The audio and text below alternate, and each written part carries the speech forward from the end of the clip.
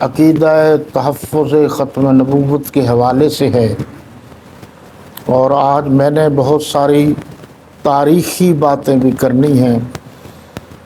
آپ پوری توجہ سے سماعت کریں گے تو انشاءاللہ کافی حد تک پاکستان بننے کے بعد جو ختم نبوت کی تحریک ہے اس سلسلے میں بہت سے روشن پہلو آپ کے سامنے آ جائیں گے۔ پہلی آیت میں فرمایا گیا کہ آپ صلی اللہ علیہ وسلم مردوں میں سے کسی کے باپ نہیں ہیں۔ یہ رجال کا لفظ ہے رجل، اس کا معنی ہے آدمی۔ رجال جمع ہے، یعنی آدمیوں میں سے۔ اللہ کے نبی کے بیٹے تھے، وہ بچپن میں وفات پا گئے۔ ابراہیم تھے، عبداللہ تھے، طیب طاہر تھے، قاسم تھے، وہ بچپن میں وفات پا گئے، جوانی کی عمر تک نہیں پہنچے۔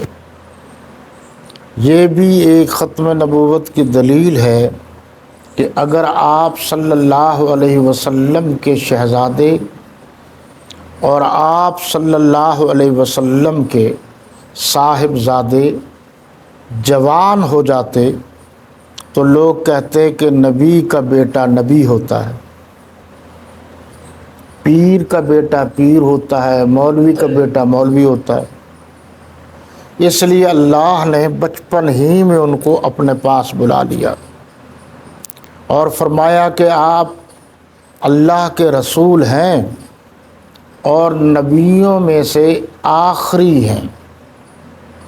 مہر سے مراد یہ ہے کہ جس طرح ڈاک خانے میں تمام ڈاک کو ایک بوری میں یا تھیلے میں جمع کرنے کے بعد آخر میں اسپیشل ایک سٹمپ لگا دی جاتی ہے کہ اب نہ تو کوئی اس میں داخل ہو سکے گا، نہ کوئی اس سے خط لفافہ نکالا جا سکتا ہے، تو اس کا مطلب یہ ہے کہ حضور صلی اللہ علیہ وسلم آخری نبی ہیں۔ آخری نبی سے مراد کیا ہے کہ آپ کے بعد، یعنی رسالت پناہ، رسالت معاب، حضور خاتم النبیین والمعصومین صلی اللہ علیہ وسلم کے بعد نہ کوئی تشریح، نہ کوئی غیر تشریح، نہ کوئی ذلی، نہ کوئی بروزی، نہ اور کسی قسم کا کوئی نبی رسول آ سکتا ہے۔ کوئی نہیں آ سکتا، آپ آخری ہیں۔ اب قیامت تک آپ صلی اللہ علیہ وسلم کے بعد کوئی نبی، کوئی رسول، کوئی پیغمبر نہیں آئے گا۔ پورے قرآن میں 100 سے زائد آیات ہیں عقیدہ ختم نبوت کے بارے میں۔ 210 سے زائد احادیث مبارکہ ہیں ختم نبوت کے سلسلہ میں۔ تمام صحابہ کرام کا اجماع ہے ختم نبوت کے سلسلے میں۔ اس کے بعد تمام ائمہ کا اور تمام امت مسلمہ کا یہی عقیدہ، یہی نظریہ ہے کہ اللہ کے نبی کے بعد قیامت تک کوئی نبی نہیں آئے گا۔ دنیا میں کوئی مسلمان ایسا نہیں جس کا یہ عقیدہ ہو کہ حضور کے بعد صلی اللہ علیہ وسلم کے بعد نبی آ سکتا ہے۔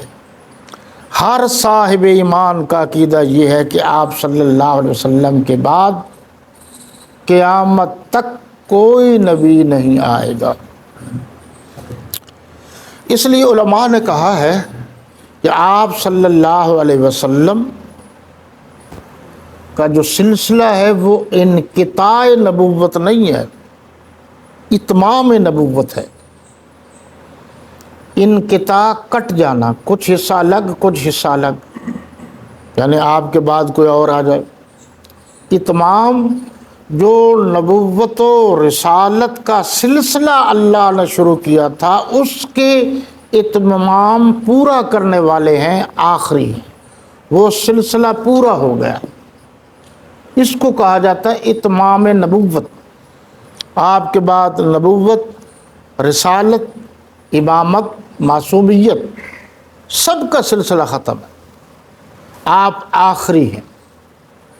آپ صلی اللہ علیہ وسلم کے بعد صحابیت کا سلسلہ بھی ختم ہے کہ جب کوئی نبی نہیں ہوگا تو صحابہ کیسے بنیں گے؟ آپ آخری ہیں، تو جنہوں نے بننا تھا، اللہ نے جن کے حصے میں صحابیت کا اعزاز اور شرف لکھا تھا وہ بن گئے، باقی اب کیسے بنیں گے؟ نہیں ہو سکتا۔ اس لیے ازواج مطہرات یہ بھی آخری، اہل بیت یہ بھی آخری، ان کے بعد تو کوئی نہیں ہوگا۔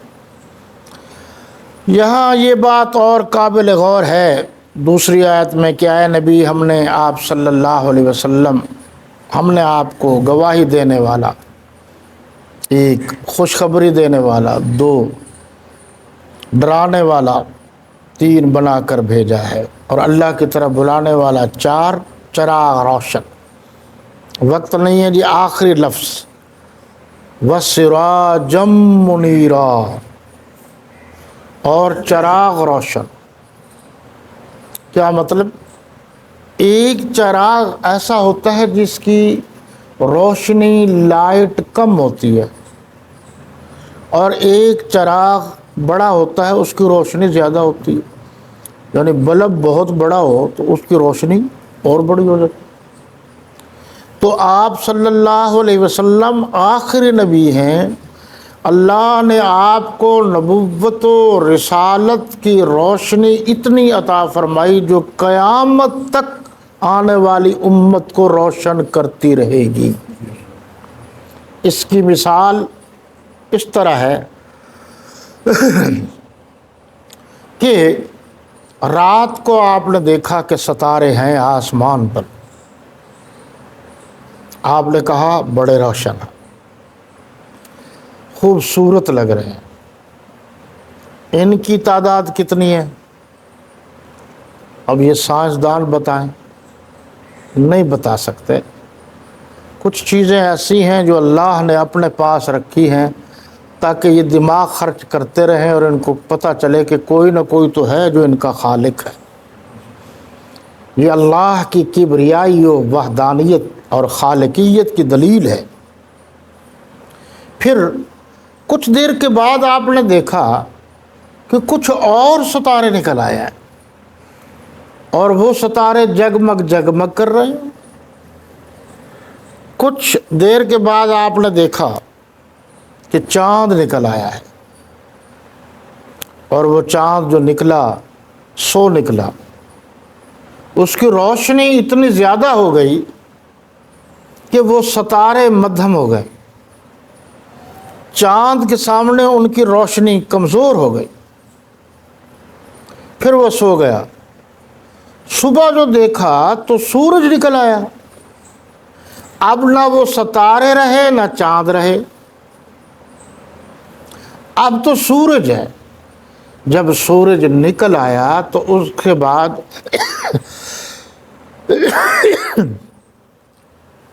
سب چیز کی روشنی کم ہو گئی، مدھم پڑ گئی۔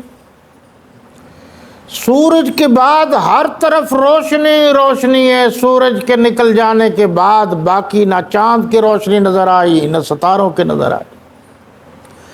تو قرآن نے میرے آقا کے لیے صاحب الجود والکرم،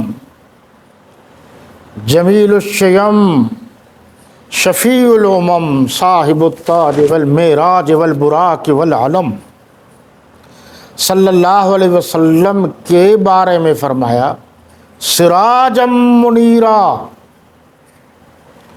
روشن، اور روشن کیا؟ چراغ، یعنی ایسا چراغ میں نے جلایا ہے کہ اس کے بعد کوئی ایسا چراغ نہیں جو جل سکے، اتنی روشنی دے سکے۔ سورج نکلنے کے بعد جہاں چاند کی روشنی پڑتی تھی، ستاروں کی پڑتی تھی، وہاں سورج کی روشنی بھی پڑتی ہے، اور جہاں ان کی روشنی نہیں